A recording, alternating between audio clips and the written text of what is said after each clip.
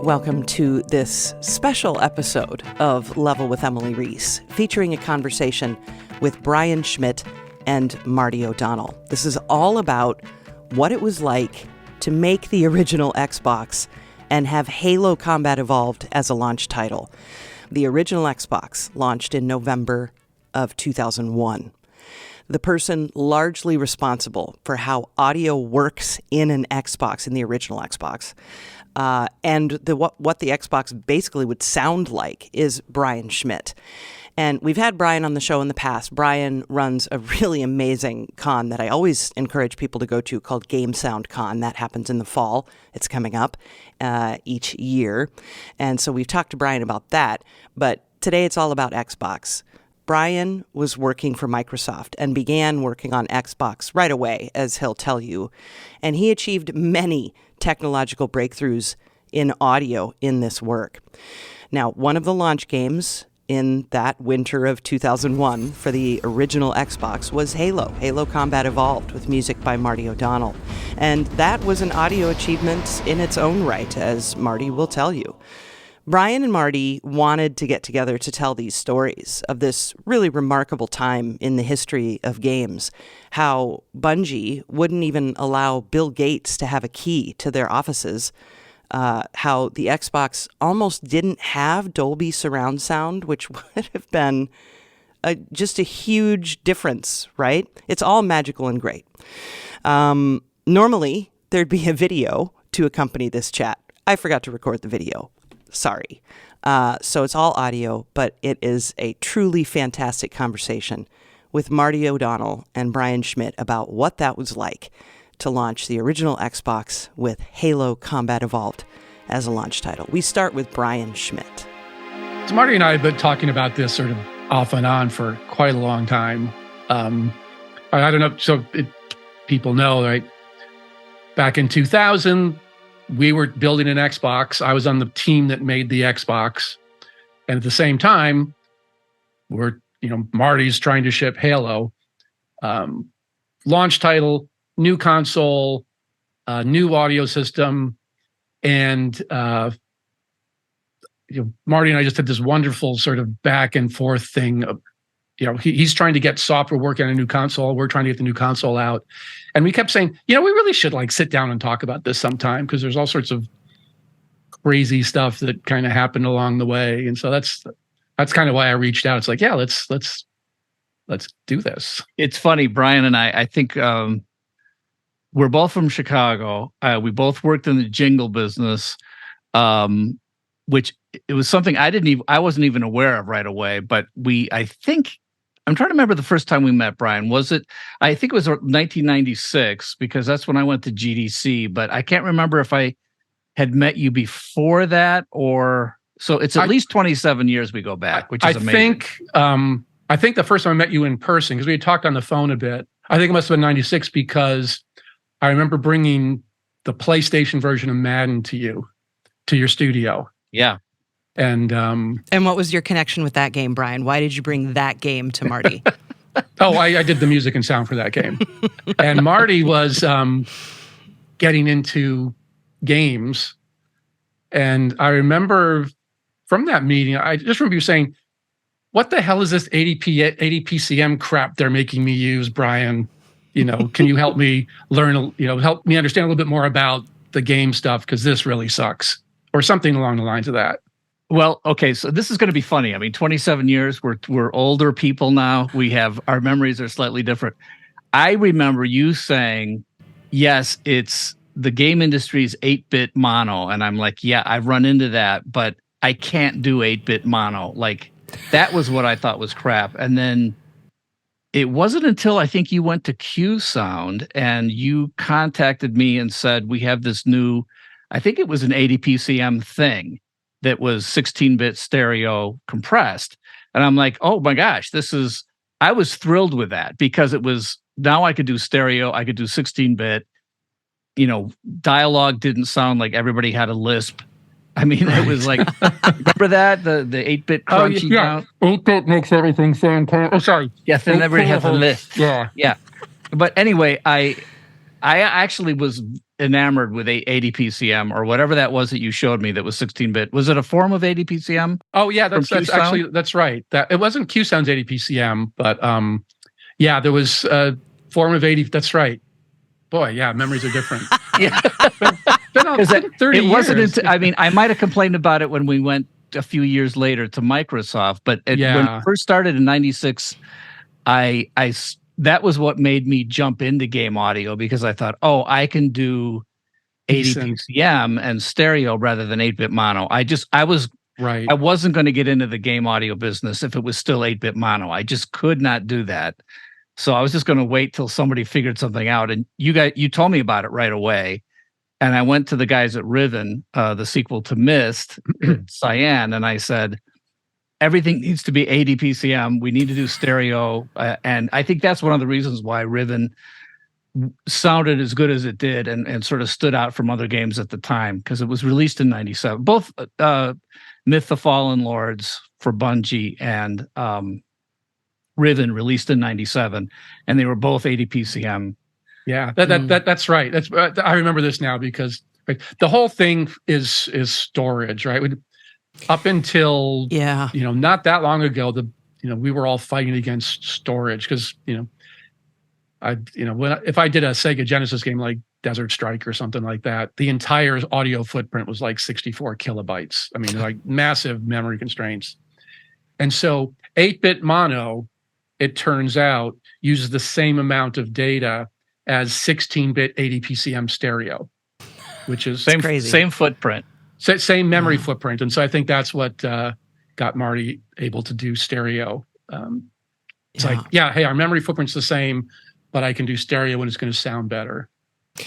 So 1996 is when you met. You agree on that? Yeah. I think so. That's probably sounds about right. So it was and that was when GDC was still being called CGDC, and it was at Santa Clara. Computer game, was that Computer what it was? Game Developers Conference, yeah, CGDC. Okay. Before it was bought by big giant corporations, right. Which Marty loves so much. What? So in 96, Marty, you were in Chicago. Brian, were you still in Chicago, or were you out west then? No, I was in Chicago still. Okay. I was doing a lot of 16-bit console games and arcade games. Actually, I was based in Chicago, but I was doing like games for EA and Sony and Sega and stuff. But I was based in Chicago, which is where all the pinball machines that I used to work on get made. Yeah. And so I don't know what Midway. Williams Valley Midway. Yeah, the old days. And for some reason, I think you called me, Marty. I'm not sure. I don't know where. Yeah, I'm pretty sure I called you because, and this is what I can't remember. I had been working since 93 to try to convince the guys at Cyan that I should be the audio guy for the sequel, Riven. For Riven. Which was the sequel to Myst. And I was trying to figure out who could I, get information from that would help me understand how to do audio for video games, like what was unique about it. And I can't remember if it was because I saw Brian at GDC. I decided to go to GDC or CGDC because I thought that's where I'm going to get the information I'm looking for. That's where I'm going to see who my competitors are. And I'm going to see what everybody's doing. And I had never done a thing in the game industry. So there was a lot of people kind of looking at me like, who are you and why are you here? But everybody was really nice. I met Tommy Tallarico, and I'm sure I met Brian for the first time. I'm pretty sure that's where we met for the first time. Scott Gershon, George Sanger. It was a motley crew. It was a blast, though. I really had a good time. It was a small community. Everybody was friendly.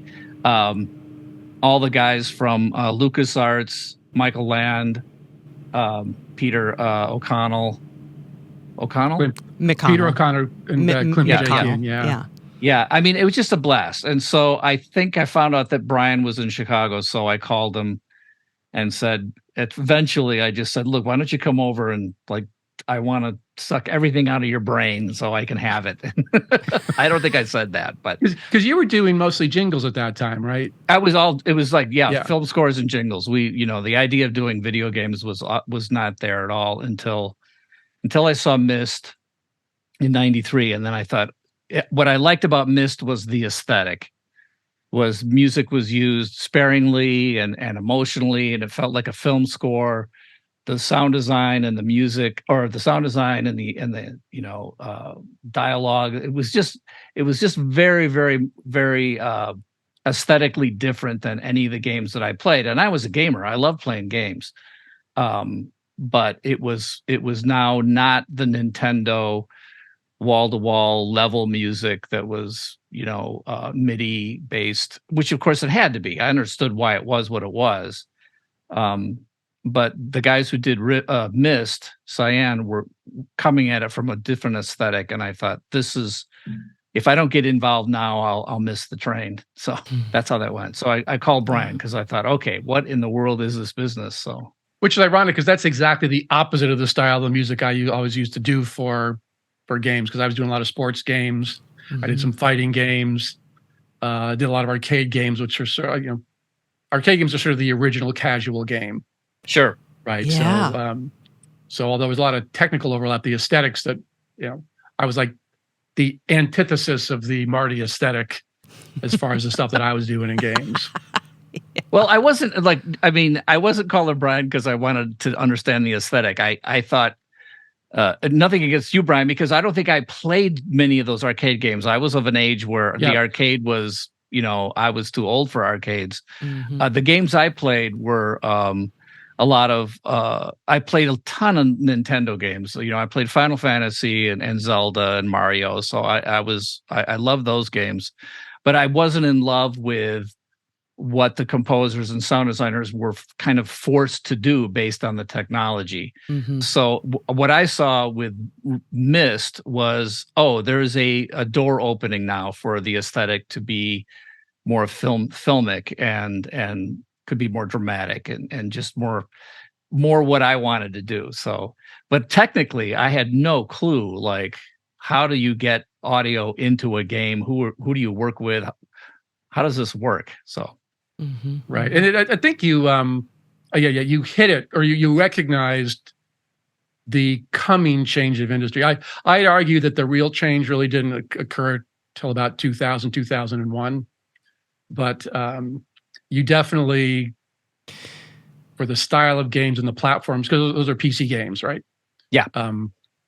PC games started to allow composers like Marty to enter the business where they couldn't before, right? Right. We had these weird archaic skill sets that was a combination of music and technology and, reading hexadecimal numbers and, things like that.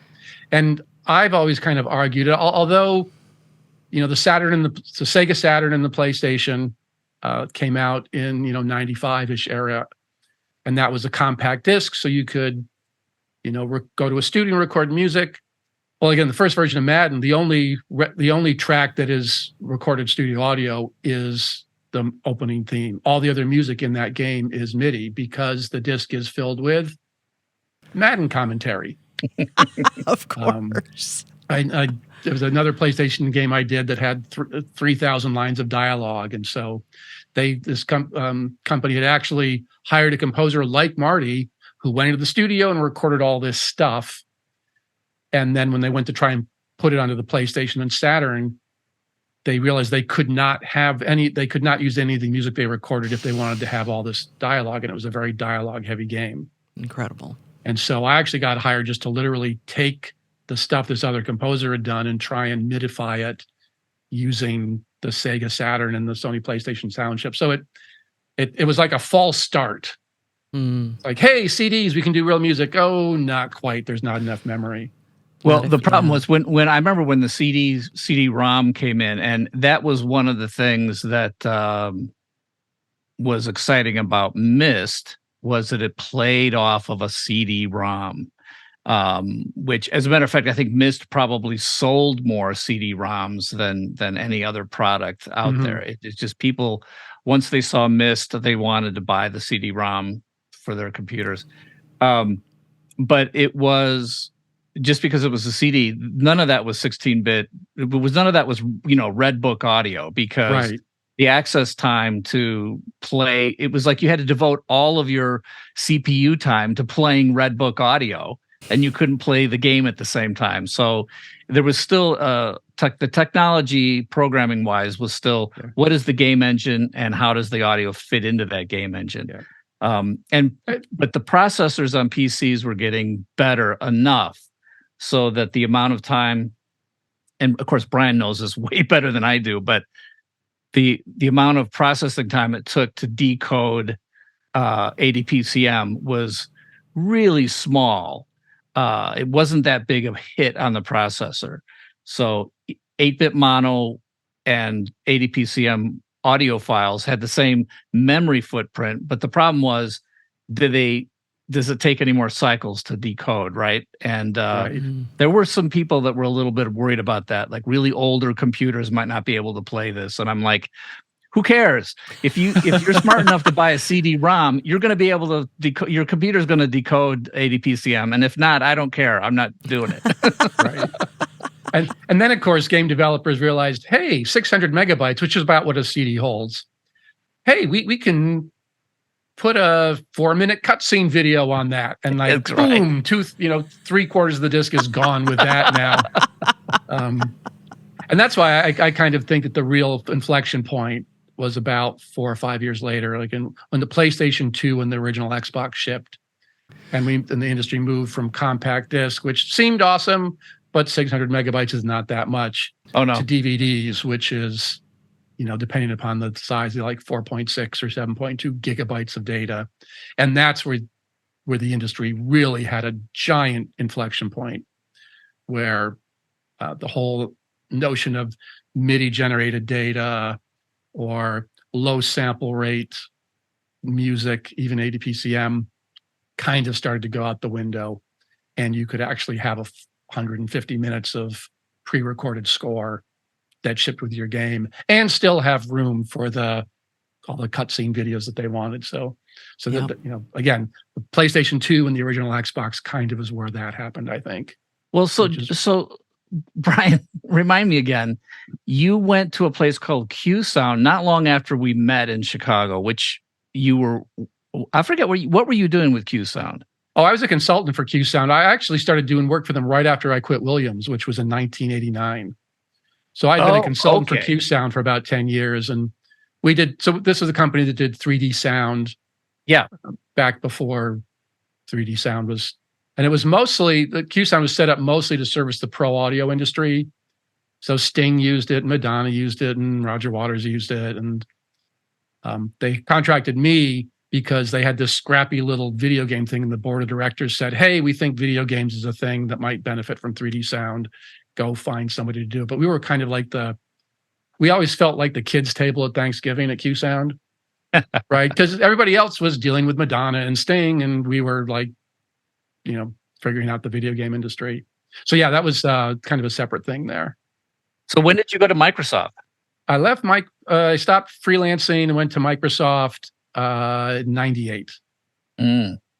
So I kind of got a call out of the blue that just said, hey, because I was doing a lot of work with 3D sound cards before Microsoft, and there was a whole 3D sound cards war that happened in the late 90s. That Creative Labs, Q Sound, Aztec, ESS, Oriel. Yeah, there's a whole bunch of PC sound cards. Was a big thing back then.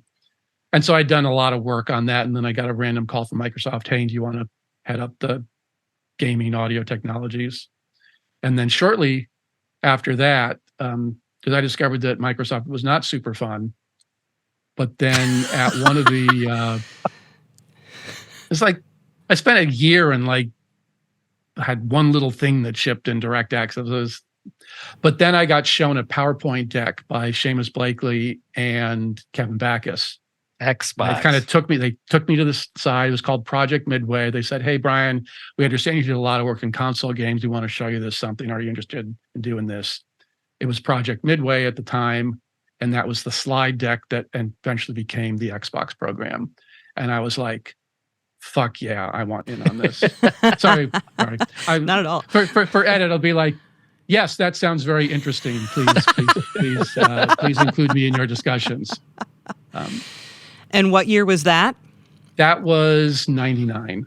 99. So I'd been at Microsoft for about a year. There was no Xbox program except that Seamus, Sean, Otto Burkus, and one more. Shoot, what's the fourth member? The person who created the Xbox? Kevin Bacchus?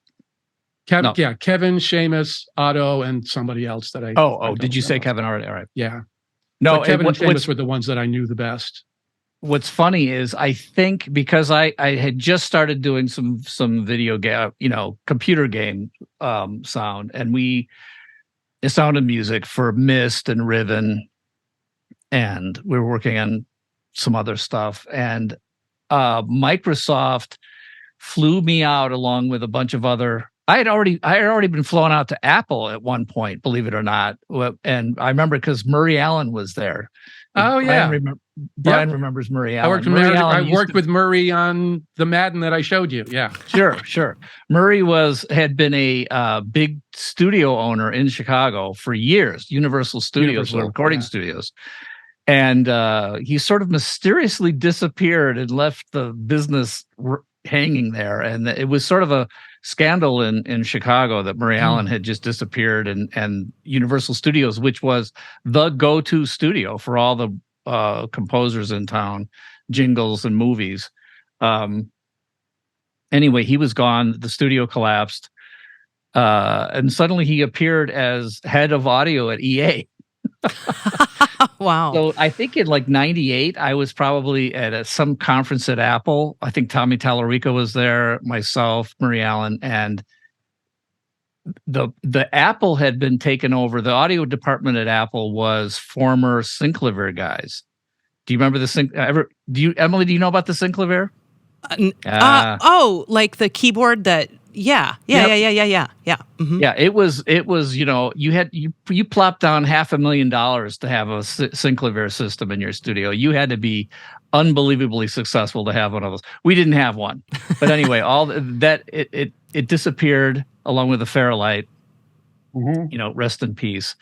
But the technicians all went over to Apple, and so they were trying to show us what was going on with Apple, and we were like, yeah, Apple, are you going to get serious about games? Because we don't believe you are. It was like very hard to know what was going to happen. But then Microsoft called and flew a bunch of us out, and we had this thing Kevin Bacchus was running, and it was all about direct sound, which was part of DirectX, which was for the computer, and it was part of the operating system, and it was a very complex and would that was only direct music. It would direct music too. Direct music, yeah. So they tried to convince us that we should start doing direct music, and I just looked at that and like nothing about direct music made sense to me. I didn't like the way it worked. I didn't like how handcuffed I would be, and I didn't like the fact that I wouldn't be able to use any part of that on any Apple platforms. And at Bungie was big on Apple and PC at the time. People forget that, but it was cross-platform. But I couldn't just walk away from the Apple fans. So I remember asking Kevin, why isn't this I'd be interested in it maybe if it was a separate piece of software that could port over to whatever platform I'm on. And he goes, well, we need it to be part of the operating system. I'm like, why would you want something this specific to be part of your operating system? And he goes, because, Microsoft sells operating systems. So right. I'm like, it's about selling something. Okay, got it. Yeah. And it was funny because I thought, well, I'm, like Brian said, at that point, Microsoft wasn't necessarily a lot of fun, but it within a year, suddenly we heard about, I think was it 99 maybe when you guys announced the Xbox project? It was the official announcement, I think, was at GDC because Bill Gates gave the keynote at GDC that year when it was in San Jose. Yeah, I was there. That probably was 99. I think it was 99 or 2000. I forget which, but I remember it might have been 2000. No, because I remember it must have been the year before because I remember giving a talk on Xbox Audio at GDC 2000.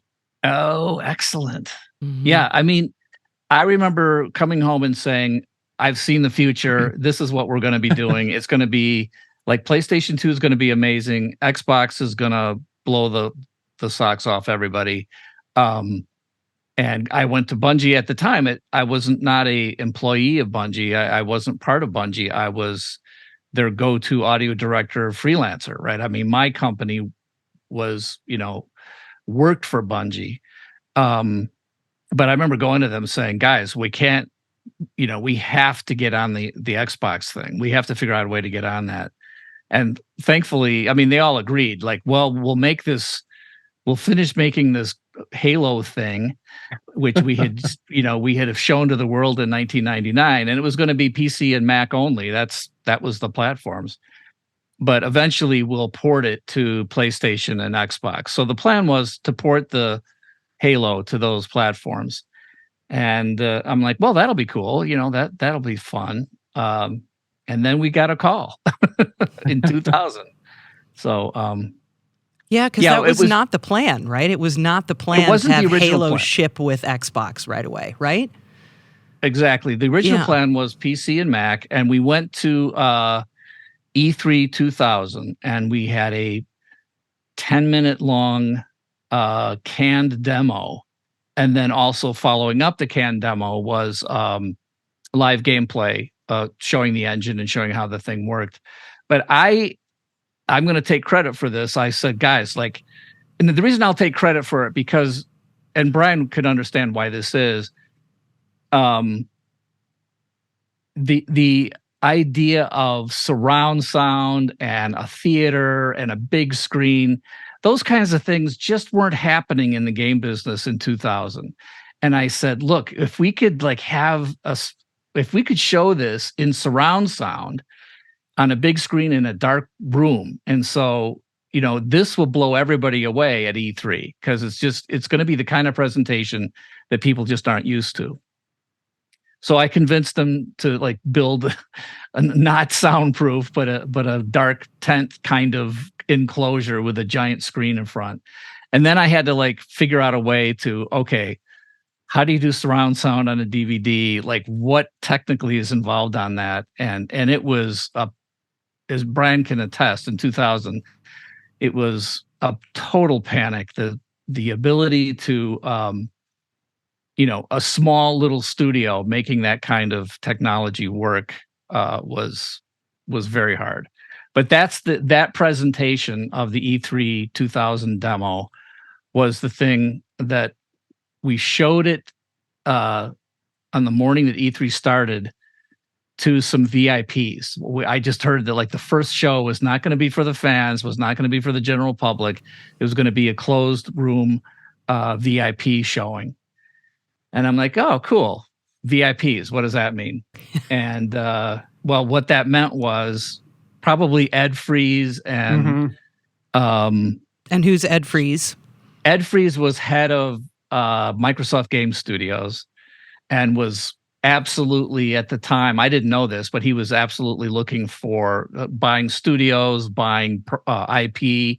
He was in dire need of getting as much game content to be on the launch of Xbox for a year later. Yeah. So he was there. Probably Stuart Mulder was there. I don't know who else. And so after we showed that and the VIPs left, Alex Seropian, who at the time was co-owner of Bungie, came out to me, goes, Marty, I don't know what to tell you, but Microsoft just offered to buy our company and we're going to do it.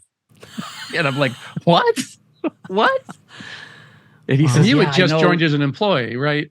Yeah, I had just 10 days prior joined Bungie because the amount of time I was spending on just the Bungie projects. At the time I had two, Oni and Halo. And I was spending so much time on that my commercial business was struggling. So I told my partner, Mike, I said, you keep running the commercial side. I'm going to go work full-time for Bungie because we couldn't even figure out a way to bid on what we were doing for Halo because the rules kept changing. And they said, well, you said it would only cost this much. And I'm like, yeah, you just doubled the amount of work yesterday. So finally they said, well, why don't you just become an employee? And I'm like, okay. So 10 days after I had joined Bungie and had not even moved because their studio was across the street from ours. And I stayed at my studio doing all my work.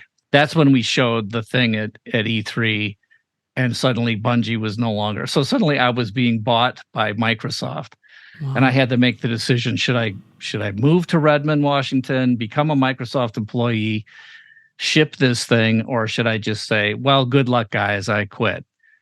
And that was only a slightly easier decision because the studio that we had built, the one that Brian had visited, had burned down, believe it or not, in 99. Oh, so we were in this new studio that I wasn't really happy with a new business arrangement that I wasn't super happy with. So I thought, okay, I'll move to Redmond. I'll ship this launch title on this cool platform called the Xbox. And then a year later, I'll move back to Chicago and do commercials again. My plan was, okay, yeah, I'll spend 5 years in Seattle at Microsoft, and then I'll go back to Chicago and go back to doing, console games. And that was 25 years ago now. Funny how that happens. But you're not in Washington anymore. You don't live up there, do you, Brian? I don't live in Washington. No, I know you don't, Marty. But yes, but I'm Brian? semi-retired. Yeah. Okay. Yeah, I'm still in Washington State. Oh, you are in Washington State. Yeah. Oh my God. Okay. Yeah, I moved here for Microsoft and just never moved. I left Microsoft a long time ago, but stayed out here just for because it's pretty nice out here. Mm-hmm. But that's funny about the surround because you're probably aware of how close surround sound came to not happening on the Xbox, Marty. Well, now we're getting into the nitty gritty where like suddenly I'm in one building. We the Xbox crew. I believe everybody was at the Millennium D, and you were Millennium E, right? Yeah, we were Millennium E. So we were a building apart from each other. So all the people working on Xbox were in one building. And Bungie had its own little wing of this other building with our own locks on the doors, and we wouldn't let anybody in from Microsoft. That's right. And that's an absolutely true story. We were keyed, and we wouldn't let even Bill Gates have a key to our place. And Ballmer visited, Bill Gates visited. Even when Ed Freeze would visit, he would have to get permission to come in because we would not let them have keys. We just didn't want Microsoft, because we had seen what Microsoft had done to FASA, which was another Chicago game company. And when they bought FASA at least a year before they bought Bungie, they brought the entire studio out. These are the Mech Warrior guys at Jordan Weisman's company, and they bought them, and then they put all the programmers in the programming division, and they didn't know what exactly to do with artists, so they sort of scattered them around, and FASA just disappeared inside of Microsoft. And we saw that, and we're like, no, if you're going to buy Bungie, you have to let us be Bungie, self-contained, no interference from the outside. And I have to give Ed Freeze just huge amounts of credit, because I don't know why he trusted that was the right way to go, but he did. And we became really close with Ed. He was always like super on our side. He felt like another creative, product person rather than a business marketing person. So Ed was great, and he let us do what we needed to do, even though we came close to failure several times. That actually was kind of the philosophy that Microsoft had with Millennium D as well. Cool. When Marty and I talk about Millennium, literally these were buildings that were a mile and a half away from the next closest Microsoft building. Yeah. We were off campus. We were not next to Windows or Microsoft or Office and we were given carte blanche to basically tell, because when Xbox was announced, and it was interesting when it was from the day it was greenlit to ship was 18 months. Oh my gosh. Which was just insanely fast. And so once it was announced publicly that Microsoft was doing this game console thing, it felt like every department at Microsoft was trying to contact Xbox. We literally had the SQL Server people, the database people, talk about how important it was to have SQL Server on the Xbox. but the Windows people, the Explorer people, it's like, oh, it's got to be a web browser. And they were really good. They, Bill and Steve basically said, you have permission to just give the hand to anybody at Microsoft who isn't directly related to games. And they're like, you can tell them, come talk to us in 3 or 4 years. We have a game console to launch. I don't know when. Kind of similar. Yeah, I don't know when that edict came down from Bill and Steve, but I know that Ed talks about the St. Valentine's Day massacre where the Xbox people went to Bill and Steve, but it was, Bill Gates' office, conference room, whatever, and said, we're not going to put Windows on the Xbox. Yep. And Bill lost it, apparently. Yeah. Really? He could not believe, like, the premier thing. Of course, Windows is going to be on the Xbox, and it was like, it can't be. It's not going to be there. And they, at some point at the end of that meeting, it was on Valentine's Day, and none of the guys got to go out with their wives for Valentine's Day. They stayed late into the night, being yelled at. But for some reason, at the very end of that meeting, Bill said, "Okay, I got it. You could do this. We'll stay out of your hair, but you're on the hook now." And right.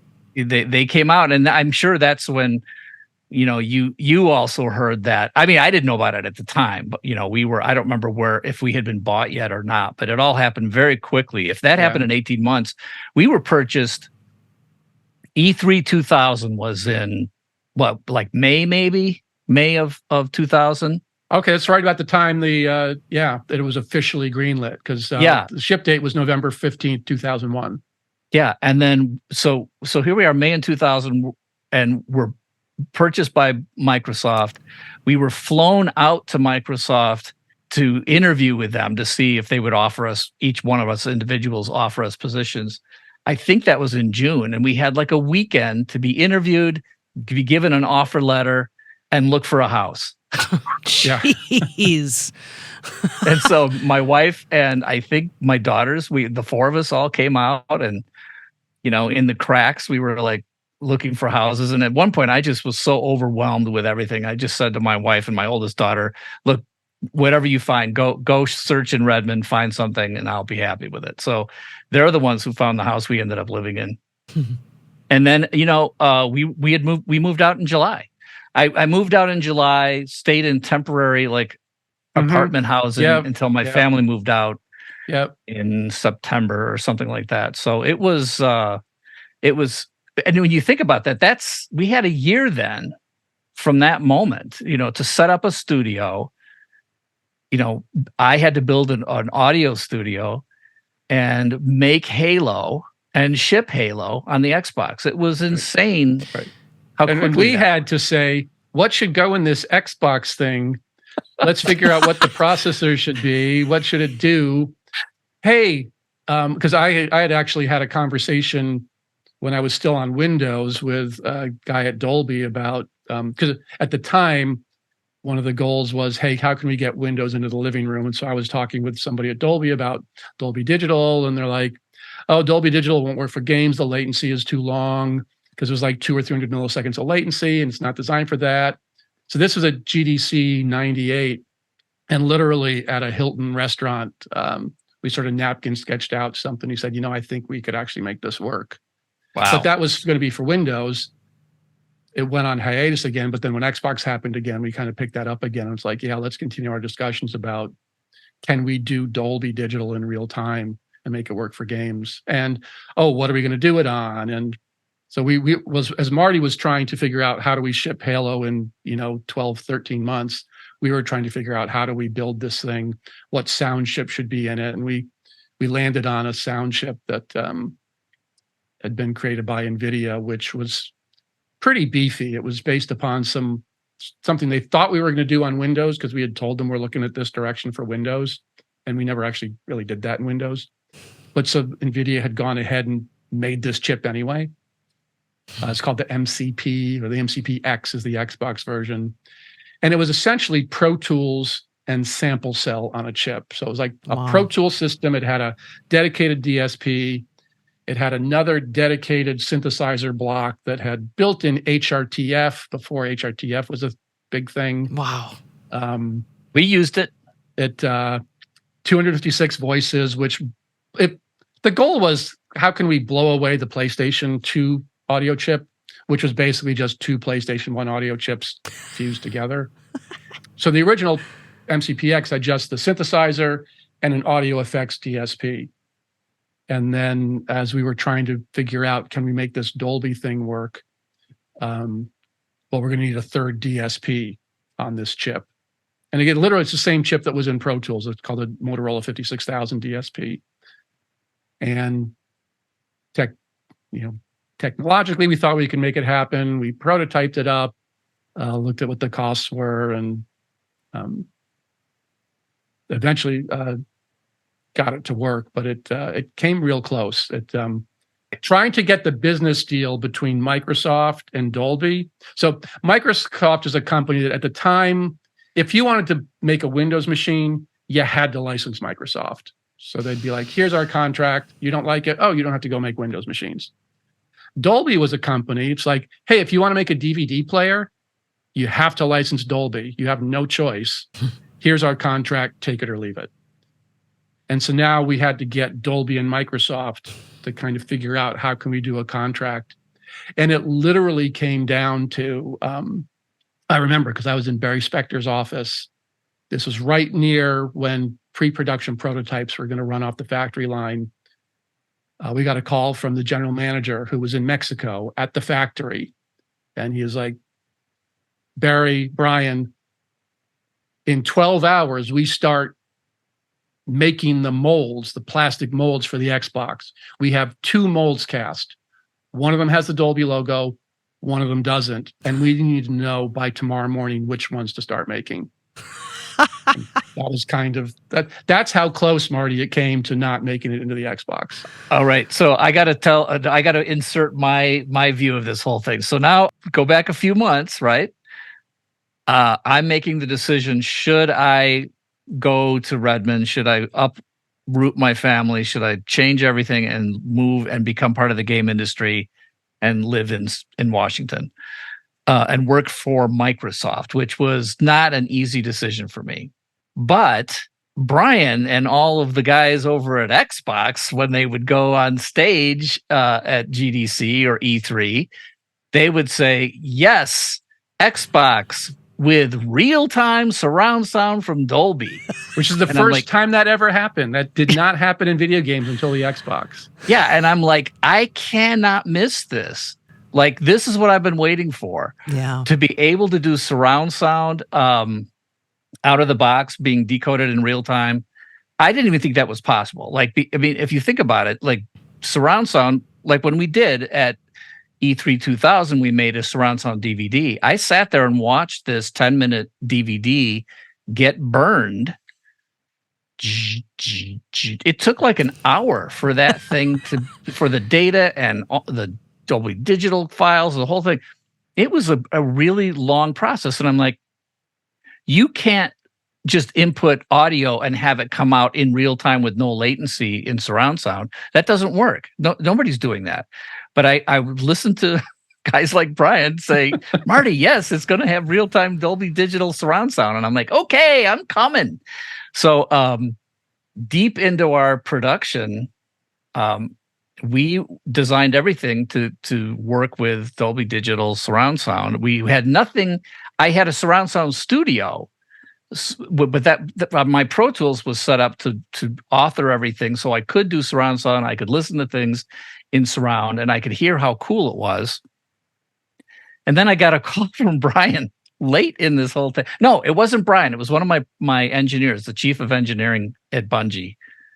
Michael Evans came and said, hey, it doesn't look like they're going to be able to do surround sound, so we're going to have to revamp the engine, so we're not going to be supporting the surround sound thing. And I'm like, no, you can't do this. I said, don't make that decision, Michael. We're going to ship in surround sound. I went over to Brian's office. I don't know if Brian remembers exactly what this was, because I'm sure you had your own hell you were going through. But I'm like, for the love of God, Brian, get the Dolby thing in there. It's like, I got to have surround sound. It's like, don't make me go back and rip this whole thing out. I don't know at what stage you guys were in the negotiation, but it was very, very close. It was. I spent probably more time with the biz dev guys than with the technical people on the Dolby thing. It literally was. Again, neither of the companies ever changed their contracts, and I obviously can't talk about some of the details about what actually kind of finally made it go, but there's some things I can point out. Marty talked about earlier about the Windows brand and everything. I ask anybody who is a history buff to go look at their original Xbox and try to find the Microsoft logo. Really? And it's there, but it's a black logo on a black console. And if you look for the Dolby logo on the Xbox, you will also see it is a black logo on a black console. And come on, statute of limitations is out. That's right. Yeah, that's true. Let's just say, I think somebody might have a hard time finding another product that has a Dolby logo that's the same color as the product. Gotcha. In other words, yeah, probably. So, yeah. These are things you can find out for yourself. You can go look at Dolby products. You can look at the Xbox. But yeah, black on black as a logo is not something marketing people tend to really like so much. But that's what the Microsoft brand was on Xbox. That's what the Dolby brand was on Xbox. One of the other funny things to me was people would come to me when I was preaching, we've got to ship into surround, and they would say, Marty, how many teenagers are going to be sitting in a home that has a home theater system? And I was like, I don't care if it's just one. We are doing this because it's like we will be establishing a quality bar. Mm-hmm. And I remember after Halo came out, I think we won some awards, and I would go on stage and I would accept the award, but I would say, if you haven't played Halo in surround sound, you haven't played Halo. I'd say that over and over again. I remember that. And the Dolby people started to fall in love with me, and I didn't realize this, but Xbox actually sold more home theaters than just about any other hardware product. Because Xbox had the ability to do real-time surround, people started setting their home theaters up to support that. And the people at Dolby have told me that they probably sold more home theater systems because of the Xbox than any other DVD product or anything else. Maybe it was like, just a confluence of other things all happening, but it was definitely driven by Xbox was one of the drivers. And I think everybody's happy with the way it turned out, but boy, it was. Yeah, getting it launched. I mean, if you think, and the way you guys did it was obviously amazing, but because I remember when I was at Q Sound, we were trying to look for movies that showed off surround sound really well for Dolby Digital for various reasons, and we had to search for these little snippets of movies that actually had things in the rear speakers that were really impactful. But for games, it's like, well, yeah, there's a guy behind you; he'll sound from behind you, and so in a lot of ways, games make a lot more creative use, a lot more impactful use of surround sound technology, even today. Well, media does. Yeah. I've talked about this. I mean, especially when you start thinking about, and we're not going to get into VR in this talk, but games, you have a flat screen in front of you and you're watching a movie. You're in a theater and you're watching a movie on a flat screen in front of you. If you hear something behind you, you think it's some lady who dropped her purse. I mean, I've been in theaters with surround sound, and I'm like, I turn around because I think that something just happened behind me. It doesn't feel right to me. I mean, you have to start to get used to it in movies and on your TV. Like I'm watching TV and then something happens behind me on the couch. I'm like, what was, that's the movie. It doesn't feel as organic, but if you're in a game, the whole illusion of a game is to immerse a person in a environment that is a 3D environment. That when you turn your character around, you expect all the audio to turn with you. And my biggest example in Halo was somebody over here shoots a rocket launcher, and the rocket goes here, and then it hits the cliff behind you and explodes, and all the gravel falls behind you. as soon as that's happening, you have the visual, you can turn, you can look at the explosion. You don't think something weird is happening in your room. You expect that to be what you hear, what you experience. So to me, the visceral reason why games are so much better at surround sound is because of what a game is designed to create. The illusion that it's trying to create is a 3D environment that you are physically traversing. I realized that kind of early. I thought this is the perfect place to play with surround sound. Like we have to be able to do this. It's got to be in there. And I'm so happy that it came out. Whatever Brian had to do behind the scenes, whatever babies he had to sell, I'm sorry, but that's okay.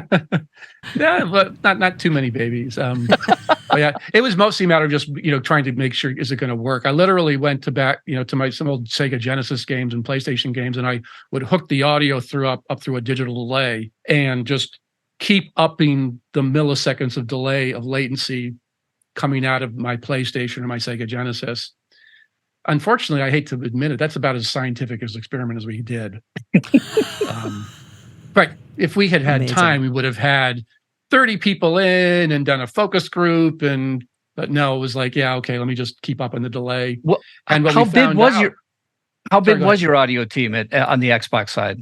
It was small. There was one core sort of DSP programmer who's friggin' brilliant. A core direct sound programmer, a couple of testers, myself. So it was pretty lean. There was evangelism, Scott Selfunch, Chanel Summers. Mm-hmm. So it was pretty lean. And we were trying to work with the Dolby engineers and NVIDIA for it, right? We had to get NVIDIA to put that extra DSP on once we and we said this before the contracts were signed, but we said, yeah, NVIDIA, we're going to do this surround thing. And it was in all the marketing materials and whatnot. And then we had to get the code from Dolby, but it had to be adjusted for our chip. And so our code programmer had to work on it, which meant a whole nother set of legal hassles with letting our engineers talk to their engineers, which neither company likes. So I do remember I think it was May before Xbox, before launch date. Yeah.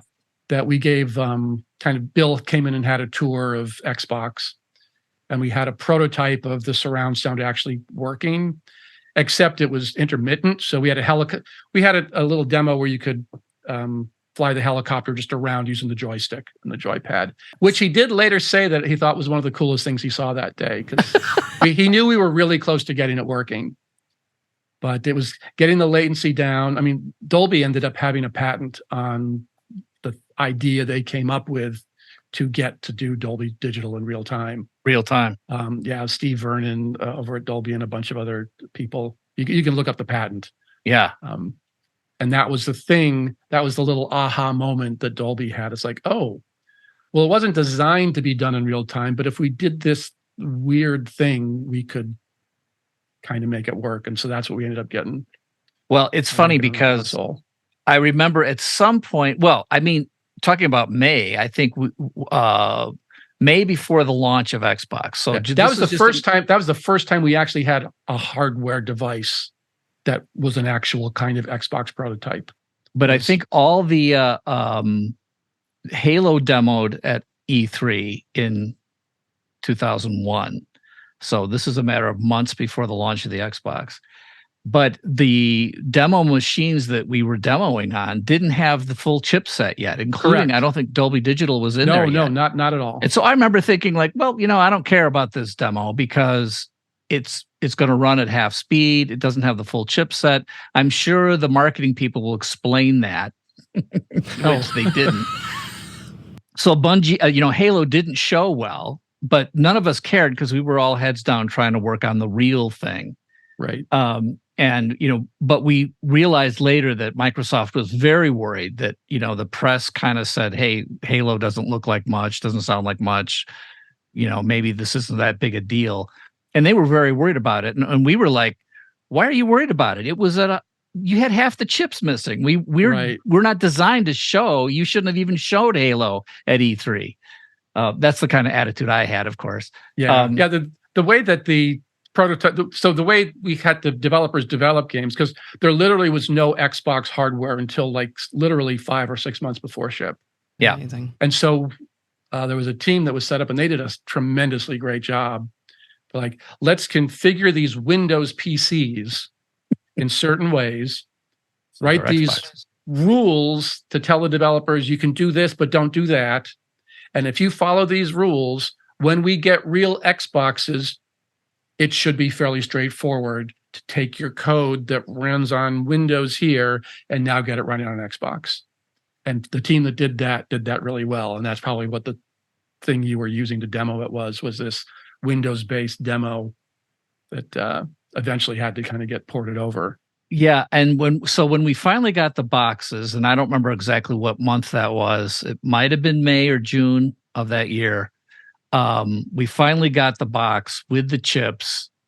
It was still a prototype box. I mean, it was still a dev kit, right? But yeah, I remember when we finally had the optical cable.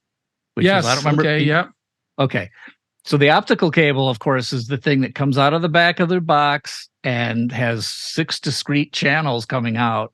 And I was so excited. It's like, this is it. We've got it. And so we had to figure out, how do we get that 6 discrete channels of coming out of the optical cable? And I need to capture the audio into Pro Tools so that I have a 6-channel capture so I can see really what are we outputting. Like I didn't really trust what I was hearing, but I could trust what I was seeing and hearing.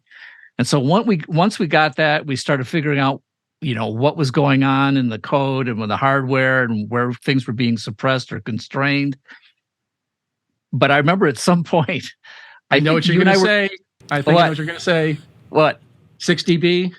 Oh, no. I'll talk about that in a minute. Okay. Now, before the 6dB thing, I remember at some point, it might have been around this 6dB thing, which Emily is probably like, what are you talking about? I'll talk about it in a minute. But I revealed to Brian, hey, yeah, I'm looking at the waveforms and this. And Brian's like, how are you seeing the waveforms? I don't know if you remember this. He's like, I said, I'm capturing from the optical cable the actual output so I can see all 6 channels. And he's like, yeah, can we come over and see that? Because we don't have a system that does that. Do you remember that? Oh, yeah. But that's how you found the 6dB, too. It was the same. And that's same how I thing. found out. So what was happening was there was there was in the code a suppression, and I think hardware. I forget how it was. There were 2 6dB suppressions where whatever signal I was outputting would go down by 6 dB across the board, and then again 6 dB. So it was like 12 dB softer than what I was doing. That's substantial, yeah. It is substantial, and I use that. I'm like, Brian, I'm looking at the waveforms. This is not what I'm losing 12 dB. What is going on? And I forget now. You should explain what the explanation was. There were 2 different things going on there. Yeah. One was we were telling you something was 0 dB when it was really -6. And that was I deliberate. discovered it. And you can't do that to my ears, pal. And that was deliberate, because one of the problems is that one of the problems we're trying to solve is that when people are not used to authoring on a chip that has 256 voices, if you just play things, you're going to start clipping and clipping and clipping. And so we're like, okay, let's force a little bit of headroom into the system. Well, we won't tell them.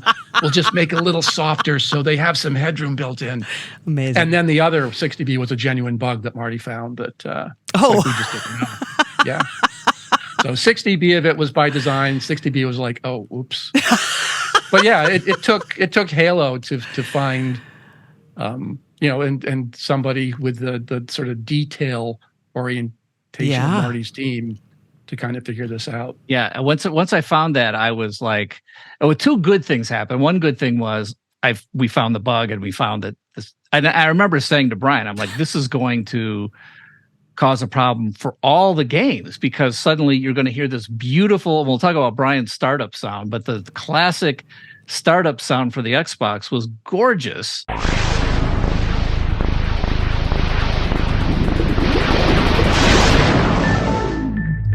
And used 2 kilobytes or something. I'm exaggerating, but I mean, you did it because it had no software. It was just coming straight off the chip.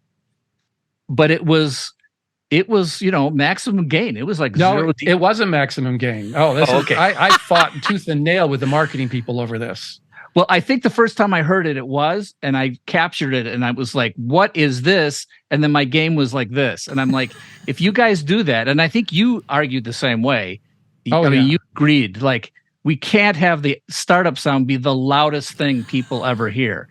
Because then people will calibrate their TVs up. They'll turn their TVs down. Yeah. And then everything sounds wimpy. Yeah. The original boot sound peaked out at -18. And the marketing folks hated it. They're like, the PlayStations is so much louder. That's what we want. They want it to be just as loud. And so I compromised, and the boot sound actually is about -12. It peaks out.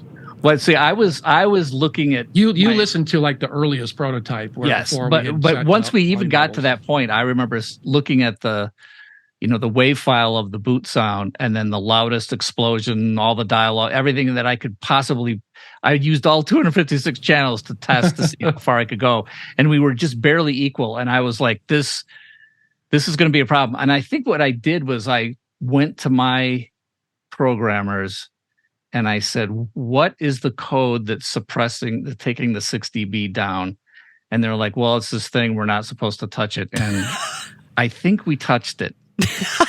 I think Halo. We did let you go to +6.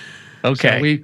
So right. It's just that 0 was actually -6, and if you said +6, that brought you up to 0. Yeah. So I think, believe it or not, because we were such detail people, and I was like very much into this game needs to sound powerful. It has to sound powerful. It can't be less power than the boot sound, right? Right. I think we probably ended up having the loudest game on the Xbox for all the launch titles, which I don't know how much of a difference that makes, but like we were in there so we could understand exactly what was happening, and we wanted to be the loudest. So I think we were. Plus, I made a mistake with the bass redirect. I don't know if you know this, Brian. Have I ever told you this? What did you do? In my surround sound studio, I had the woofer or the LFE, which is the low frequency effects, which is a specific channel that you pipe low frequency effects to. But in most home stereo systems, the LFE also acts as a crossover bass woofer. But the way I had my recording studio set up, I was only hearing what we were shipping to the LFE, and I had kind of smaller surround sound speakers. So I'm like, this is not bassy enough. What's going on? So we're like, we're going to take everything as a separate coded thing. We're going to take the entire mix of whatever's happening. Oh, I did. Yeah. And actually ship it, actually send it to the LFE. So in my studio, I'm like, there's the bass I'm looking for. Little did I know, because I didn't do the right research, that all home systems do that automatically anyway. Yes. So then when I would test, and this is one of those weird things, I would test Halo at my home theater with commercial stuff. And it sounded just the way it sounded in my studio, and I thought it was great. And then one day I looked and I saw that there were 2 cables coming out of the back of the system that fed my speakers. And 2 cables went to the LFE. And I'm like, I should have 2 cables going there for some reason, my particular system. So what I thought was the right amount of bass was actually half the bass that I was actually shipping to the rest of the world. When I plugged that other cable in, I'm like, oh my gosh, there's way too much bass in this game. So Halo 1 probably is double the bass response of any game out there. Double the bass, twice the fun. Right? It worked. What can I say? Well, it actually reminded me of an interesting thing, because digital surround sound in a video game, interactive, was a brand new thing in Xbox. It didn't exist in the gaming space before. Yeah. And we actually spent a lot of time. Dolby gave a lot. Right? So we would have these conventions called X-Fests, which are Xbox developer conferences. We bring people in. We did them in London. We do them in Japan. We, do them in Redmond and in California. And we would spend a lot of time with developers, with audio directors, with composers, with sound designers saying, Xbox has digital surround sound. Here's what it means. Here's the difference between LFE and subwoofer. And here's what the subwoofers. Well, you and there's when I think it was The Lion King first came out, the mixing engineers didn't understand how LFE works on DVD. And there's this scene in Lion King where there's like a stampede of elephants or something like that. And they're like, oh, this is cool. We'll put the stampede sound only in the LFE. The 6th channel is the LFE channel. It just goes to the subwoofer. But what they didn't realize, because Dolby Digital was very new back in 1995, is that according to Dolby spec, when you mix a 6-channel Dolby Digital surround sound down to stereo, you throw away the LFE. Right. So what happened is for this version, and they fixed it pretty quickly, but for this original version of Lion King, I'm pretty sure it was Lion King, during this one part of the scene, there's no sound because the only sound is the stampeding elephants in the subwoofer, in the LFE, which on a stereo mix down gets thrown away. So there was a lot of educating of developers. And again, Dolby was an awesome partner to work with. They, would fly people in and just say, here's what it is. Here's how you should use it. Here's the APIs, how to use it. Here's the tools, how to use it. Here's what your end users can expect. So it was a pretty big deal. So, boy, we spent a lot of time on Dolby Digital. Well, it's okay because that was what was unique. I was just going to say by Halo 2 times, I had learned my lesson. Not only that, but we decided that we wanted to make sure that everyone who had a home system, because so many people were setting up their systems wrong. What I wish was that if you set your system up wrong, you would get no sound. Yeah. But instead, you just got bad sound and you didn't know that you set your system up wrong. And I remember saying, can't we just have it so like if you got the wrong cable plugged in or you didn't also do a software switch, in the side of the software, if those two things weren't compatible, that the sound would just not work. And there was no way to do that. But so we included this thing called the Dolby Digital Surround Sound Test. And with a hunter and a grunt. Channel over there. Channel over there. I remember that. Yeah, Didn't you find something like? What'd you say? Theater? Didn't you find some theater or something that was? Yeah. Oh no, this was not a small thing. So we did this. Welcome to the DVD surround sound test. And it was funny because the little guy would say, "Speaker on that side, speaker on that side," and of course he literally would point, just like Marty point to which side it needed to be. Yeah. And if it didn't work, you knew it right away. Yeah. And then he would say center speaker. And it would be in the center only. And then the hunter, this big guy, would come out and just do this huge, basically a belch.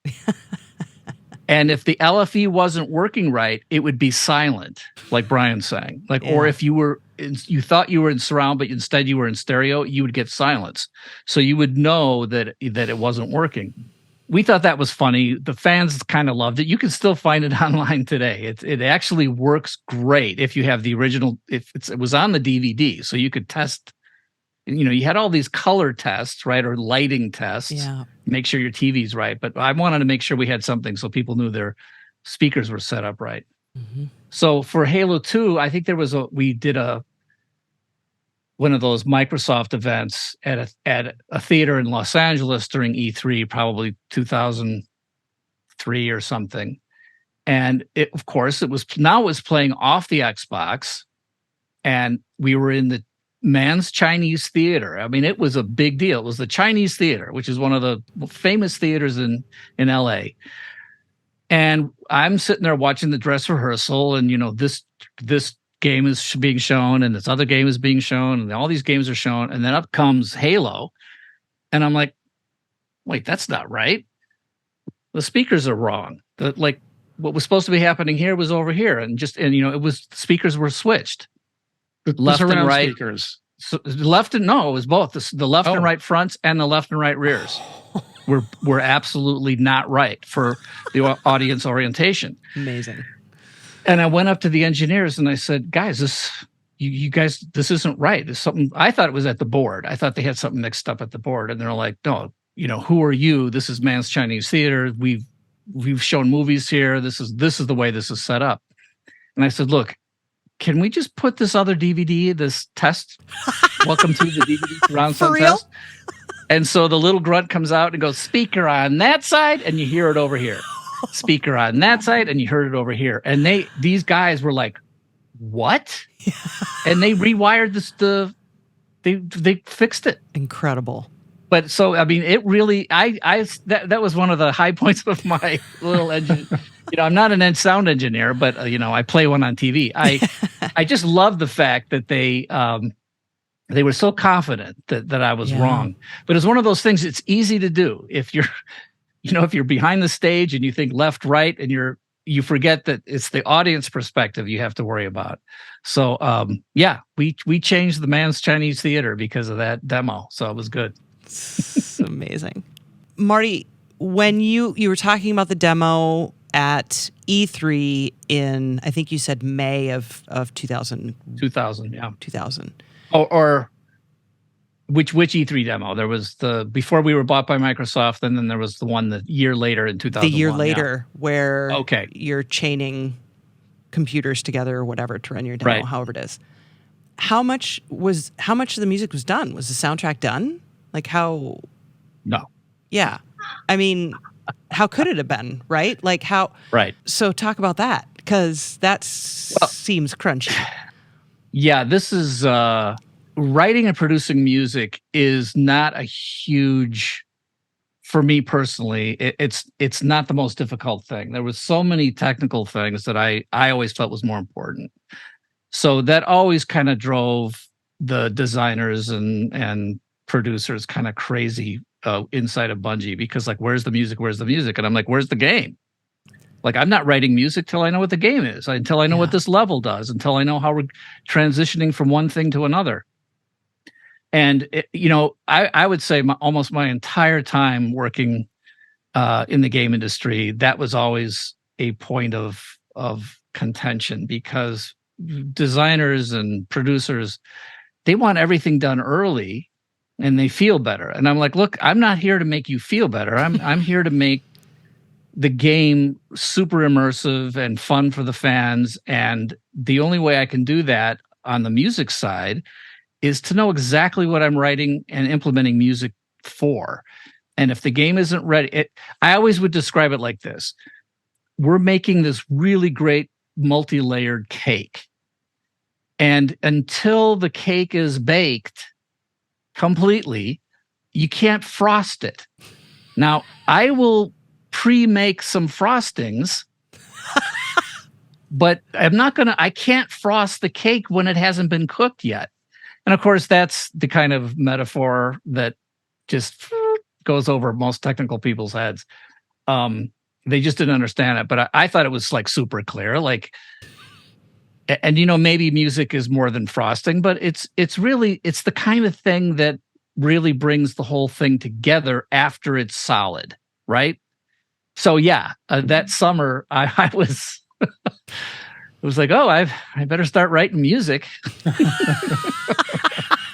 Now that Dolby's in and my rocket launcher is working the way I want, and the gravel and the voices and all, the AI, once all that's starting to work, it's like, okay, now how can I take that music that I did back in 1999 with the monk chant and the cellos? That was all done.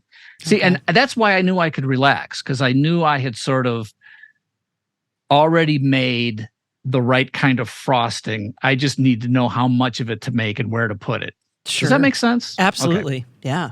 Yeah, it does. It's also something that was, I think, and I remember kind of when you stopped being worried about the tech is the wrong word, but realize that the tech boat has sailed and that either Xbox will ship or it won't. But the team looks like they're on trajectory to launch. And at that point, I think I remember feeling like you could move from all these unknown things that you just didn't have a great grasp of to, like you said, writing and producing music, which is something that is a very known thing for you. So I kind of remember this thing where we switched from having to worry about the tech to now I didn't get so many, hey, Brian, where'd the 6dB go calls anymore? Right. Yeah, exactly. Well, no, I stopped bugging you about everything. I think coming from a jingle composer background, the ability to turn on a dime, produce something, get a call at 4 PM and be in the studio at 9 AM the next day. That happened all the time. So I was never worried about whether or not I could produce music. Now, it was more music than I'm used to doing on TV commercials, 30 seconds, 60 seconds at the most.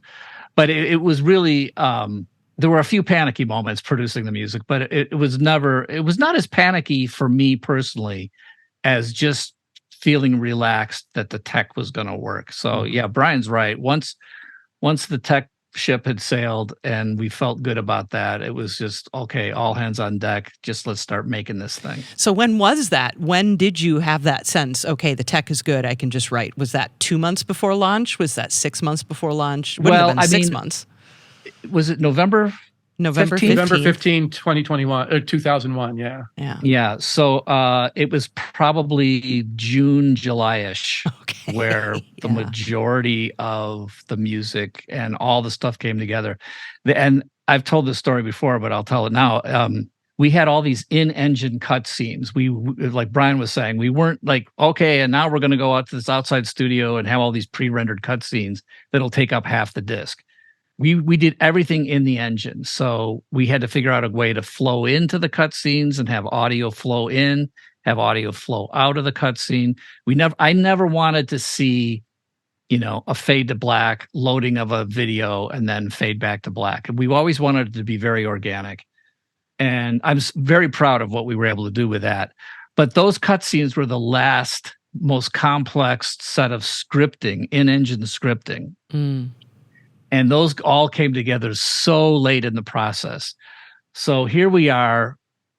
For a November 15th launch, you have to be, gold. Your code has to be done and tested, at least a month ahead, if not more? Probably like at least 6 weeks because you got to manufacture, you got to get the packaging, all that. No, it's just to ship them on the boats and all that good stuff.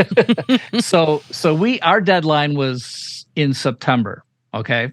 So the last thing to come was doing the sound design and music for all the in-engine cutscenes, of which there were 33. I remember this number, 33 cutscenes.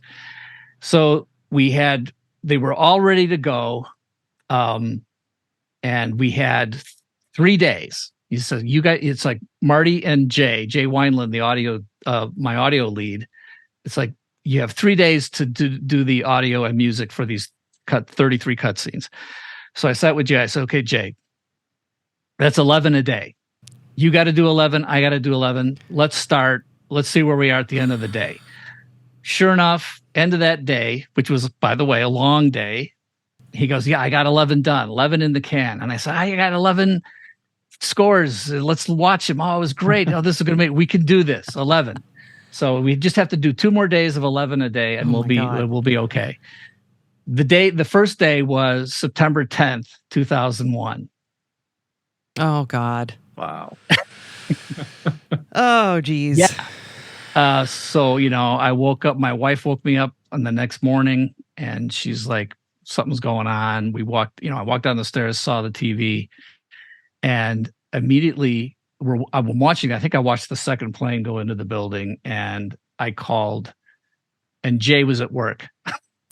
Jay was at work working. And I said, Jay, what are you doing at work? He goes, we got to do 11 things. Ah. And I'm like, do you know what's going on? He goes, yeah, I know something's going on. And I didn't live very far from the studio. So I went in. A bunch of the Bungie creatives and producer guys were in a room. And I walked in, I said, look, you guys need to go home. This is not a day for anybody to be working. I don't care what deadlines are going on. You need to go home with your families. So I told Jake, I don't want to see you here. Go home. I'm going home. So he did. And I said, you know what? Microsoft's going to give me an extra day, or I don't care. And, Bungie, we all have to have an extra day at least. And sure enough, by the next day, I was like, okay, the terrorists took a day away from us, but they're not going to take any more than that. So we still did it in 3 days. We just did it over the course of 4 days. September 11th was in the middle of it. Wow. yeah, I'll never forget that. That was just what it made me realize. Hey, this is just a game. This is just hardware. It's like dates on calendars. Like none of this stuff matters compared to what world events are going on right now, and lives are being changed. So anyway, that's what happened. Yeah. And still by November 15th, Xbox launch day, it was a party. That was a huge party. How about for you, Brian? I mean, how did that feel? Like you, for 18 months, I'm sure, had very fitful sleep. So what was that like to launch? Was it still stressful for days or weeks after, or was it's launched, I'm good? For us on the console team, it was we're done. It's launched. The very, very last thing really kind of was the boot sound, except for dealing with random little minor bugs and stuff that came up.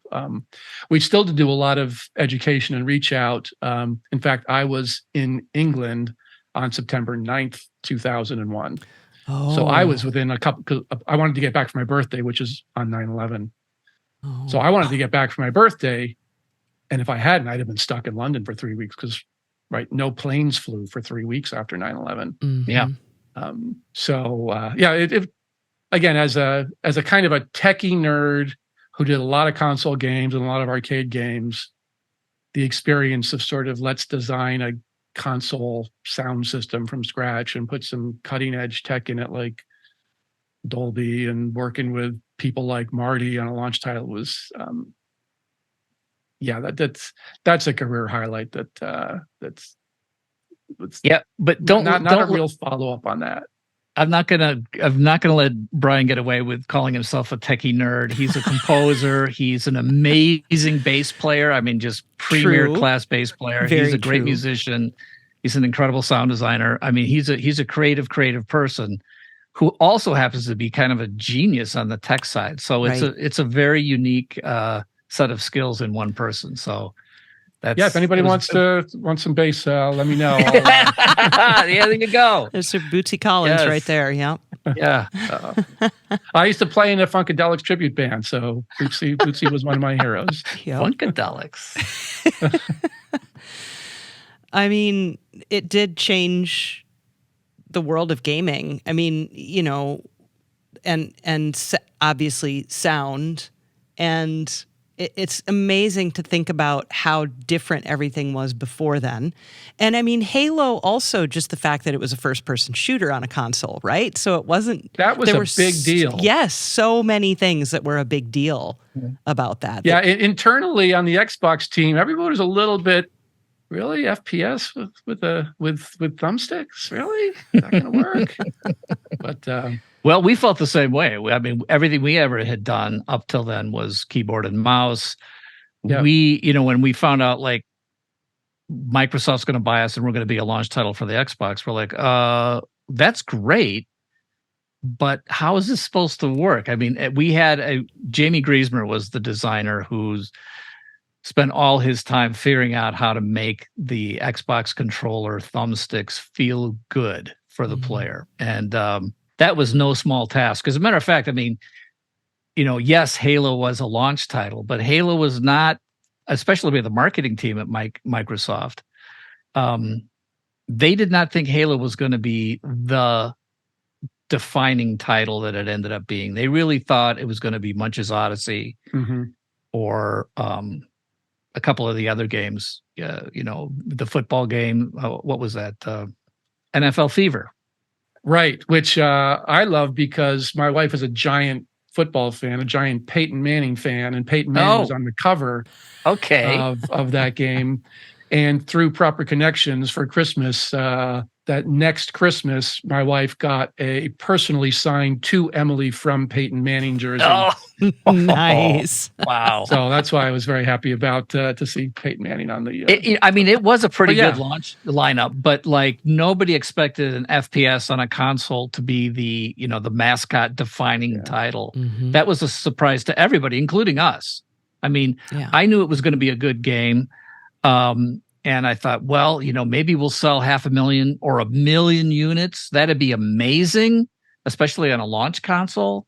and maybe people will still play it 6 months or a year from now. I mean, those were the kind of criteria, the bars that if you could meet that, you were wildly successful. Mm-hmm. So our attach rate, Halo's attach rate, how many Xboxes are sold, how many Halos are sold. We were almost 1-to-1. Like almost every Xbox, somebody bought a Halo copy. And that was unheard of. So the more successful Xbox got, the more successful Halo was, and vice versa. So it was a surprise for everybody, and it was a welcome surprise. So yeah. Well, I think one of the great things about it too is you definitely set a bar that said, this is what Xbox games sound like. Yeah. Yeah. It's like, this is how you use surround, except for, double bass. Too much bass. But this is the kind of thing that you can do. And right, that's why we put that tech in the Xbox, is so that this stuff could happen. Mm-hmm. Right? Don't just duplicate your music in the rears and say, I'm a surround sound, right? Really make it a part of the experience and take all that tech that we did, and whether it's filters on stuff or the DSP for reverbs and things like that. This is what you do. This is why they spent the money on that sound chip, is so that things like this can happen. And this is a launch title, therefore every game coming after that had better be at least that good. And see, you set an impossibly high bar, I think, there. Yeah. Well, two things. Number one, you think about the creative team at Bungie was maybe 30 people. The tech team that on the audio side of Xbox was, what did you say, 4 or 5 people? Yeah, 4 or 5 people. I mean, we're talking about a really small, tight group of people. You're talking about a guy who's like Brian, who is not just a tech guy, not just some business guy. He's a creative person. And so we had this really great confluence of creative and technology, and we worked together and we were excited. We didn't know what the possibilities were. It's a moment in time that I'm not sure can ever truly happen again. It's just business and high tech and game publishers. It's just not set up to encourage that kind of creative involvement together. And it just was such an amazing time. And I look back at it as like, at the time we were doing it, I don't think we realized what sort of a Camelot period we were in. In hindsight, I've talked to Ed Freeze about this. It's like we all look back about like, wow, this one thing, if this one thing hadn't happened, the whole house of cards would have collapsed. Yeah. And it's just an amazing story, really. And there's a bazillion stories like this about the Xbox. So it's pretty cool. I think circle back to what you said at the very beginning, right? Where Microsoft, whether it was Robbie or Robbie Bach or Ed, let you do your thing, right? Even lock Bill Gates out of the building. And the Jay Allard and the management team at Xbox let us push the rest of Microsoft. And there was no bureaucracy. There wasn't time for bureaucracy, right? They empowered people to make decisions. They trusted us to do what they hired us to do. So we did it quick and we got it out. And here we are, 24 years later, 23 years later, and it's a big thing. And I think that kind of speaks to, you got to let people do what they do. If you bog them down in too many meetings and too much bureaucracy and too many cooks in the soup, and that, let Marty be Marty and you'll have something really cool. Yeah. Yeah. The part that you just underlined about, they just let you could say, no, we're not going to put Microsoft Office on the Xbox. Just, and how everybody wanted to latch onto it for understandable reasons, and how easily any one of the suits in charge could have said, oh, just let him put it on there. But they had the foresight to do just what you said, just let people do their thing and we'll make this amazing product and change the world. And that's exactly what happened. One of these days it would be fun for the people who well, of course, I want to be part of whatever the discussion is, because I always do. But like Brian, myself, and I would say Seamus Blakely and Ed Freeze. I don't know who else should be there, but I mean, just to talk about, because all of us had this different perspective and different set of like constraints or problems that we were trying to solve, and somehow it all came together. But I truly believe Ed Fries was some sort of amazing firewall. And he certainly was a firewall for us at Bungie working on Halo. I don't know if he did any part of protecting for you. Yeah, Jay for you, probably that for us. Yeah. Okay. Like, so we should. Yeah, I'll interface with the suits, and I'll keep them out of your way, and I'll make sure that no, we don't have to have 9 months of meetings to decide on a sound chip, because we don't have that kind of time, and I'll just trust you to do what you think needs to be done. By the way, you've talked about this sound chip so many times. That sound chip was such a savior because, and Emily, you should understand how the console wars and how the sound card wars and all these things happen. But on the development side, inside of a creative game studio, maybe there's one audio person and then there's 20 artists, and there's many game designers and there's technicians. So in terms of real estate on in the technology, the memory footprint, they're like, no, we need that for art. We need that for, animations. We need that for all these other things that are, to them, the most important thing.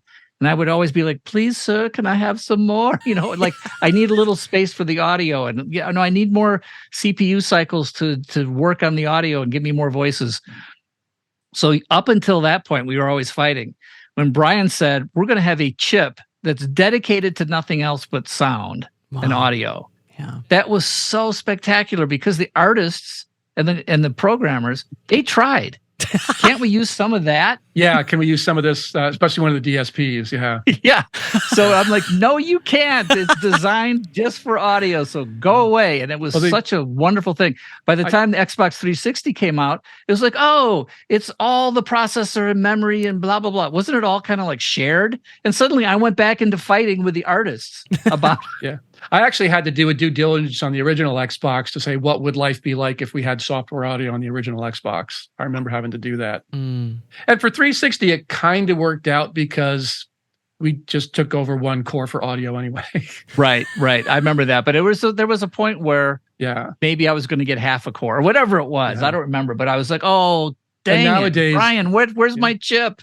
Nowadays, I look at like the Tempest architecture in the PlayStation 5, and it's like, oh, we can do 5,000 HRTF voices, and literally, the whole idea of streaming and memory is almost going away because the drives are so friggin' fast. The SSD is on the PlayStation 5. Everything is streaming now, and it's like all of this stuff we used to have to deal with is just like, nope, don't have to worry about that anymore. These kids these days, they don't know what we went through. They don't know what we did have to do. The Nintendo Switch pulls off some pretty janky stuff. The Switch does, like getting a game like Tears of the Kingdom to run on the Switch, I heard was pretty I difficult. can believe that. It's it's a beautiful game. I love it. Yeah. I'm addicted to it. Yeah. But yeah, I mean, back in the 8-bit console days, the constraints that the creatives had were huge. Yeah. And so, but when the Xbox came out, it was like, oh, no more constraints. That's the way it felt. It felt so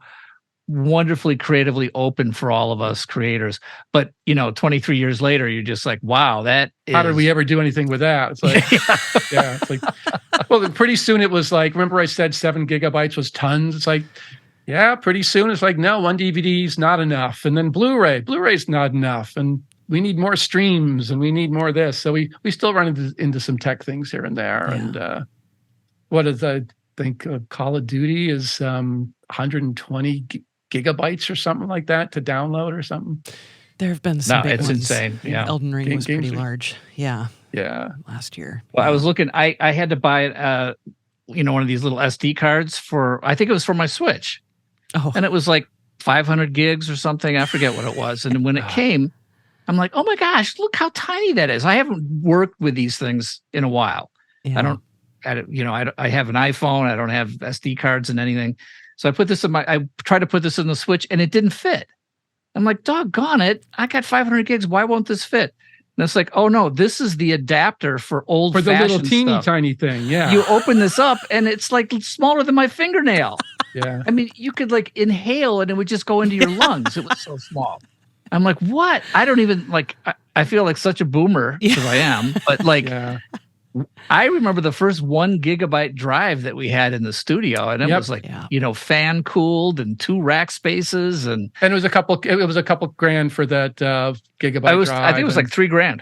Yeah, wow. I've had one like that. Whatever is like 500 gigs CI on something this big. Yeah, incredible. Yeah, I used to pay $2,000 for now something that you give away at trade shows for free.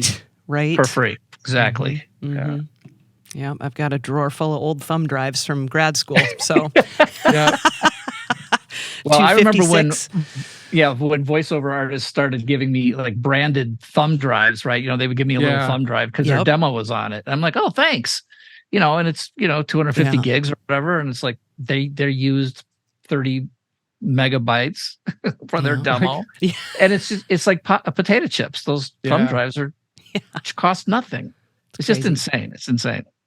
Any last thoughts on? I mean, I know there's probably so many more things to say. I mean, I'm here for you, but Well, I would just say, stories like this.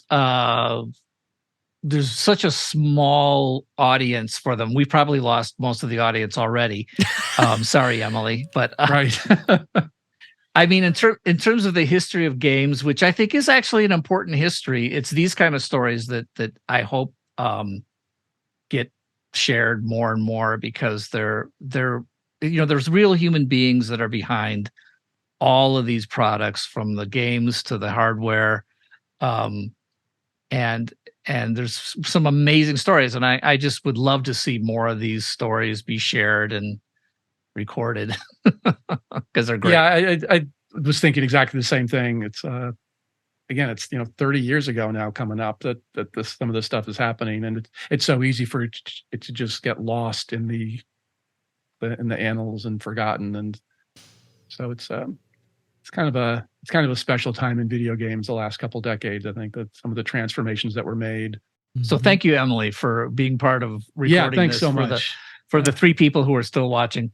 Such a pleasure and an honor, really.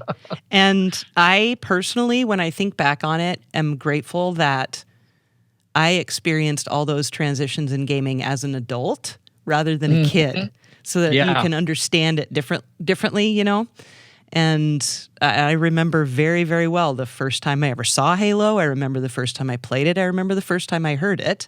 Not all of those things happened at the same time. But, okay. I mean, that was an important time in the world. So I'm glad that you guys were part of it and that we got to chat about it. Yeah.